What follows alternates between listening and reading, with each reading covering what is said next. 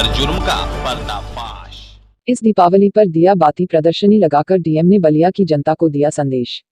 इस प्रदर्शनी में देशी वस्तुएं, मिट्टी के दिए और गाय के गोबर से बने अद्भुत चीजों को दिखाया गया। साथ ही इस प्रदर्शनी में शामिल ज्ञान पीठिका स्कूल की तरफ से एक अनोखा प्रदर्शनी भी लगाया गया। इस स्कूल ने लुप्त हो रही देशी चीजों को डिजाइन कर नए जनरेशन के लोगों को किया जागरूक। डीएम बलिया ने इस प्रदर्शनी में लगे देशी क्वालिटी के हैंडमेड सामानों के हर स्टॉल का किया मुआयना। डीएम बलिया ने कहा, प्रदर्शनी में लगे सभी चीजों का इस्तेमाल कर लोगों को देना चाहिए प्राकृतिक साथ। कहा, प्रदर्शनी में लगे किसी भी चीजों की खरीदारी कर दीपावली त्योहार पर कर सकते हैं प्रयोग। प्रदर्शनी में शामिल ज्ञान पीठिका स्कूल की प्रिंसिपल ने कहा, ऐसे कार्यक्रम जनता के लिए बेहद जरूरी। देखिए, ये दिया और बाती प्रदर्शनी इस आशय से लगाई गई कि हमारे त्योहारों में जो मौलिकता और परंपरागत रूप से मनाने का जो ढंग है उससे हम भटकते जा रहे हैं आधुनिकता के चक्कर में और भौतिकतावाद के चक्कर में। तो परंपरागत रूप से उसकी मौलिकता बनाए रखते हुए कैसे हम त्यौहार मनाएं, क्योंकि मौलिकता और जो परंपरा बनाई गई है उसके पीछे कहीं न कहीं ये उद्देश्य है कि हर त्यौहार हमको प्रकृति से तादात्म्य बनाने का एक अप्रत्यक्ष सीख देता है।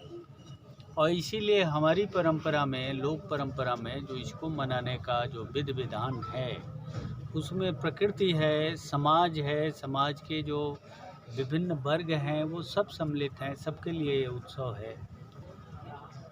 और उसी में प्रकृति का संरक्षण है। जितना ही हम दूर भाग रहे हैं परंपरा से उतना ही प्रकृति पर भी खतरा आ रहा है। ये एक संदेश जो है आप सब लोगों के माध्यम से जन जन में जाए, पूरे बलिया जनपद के वासियों में जाए और वो अपनी आदत में शुमार हो और दिमाग में बैठे।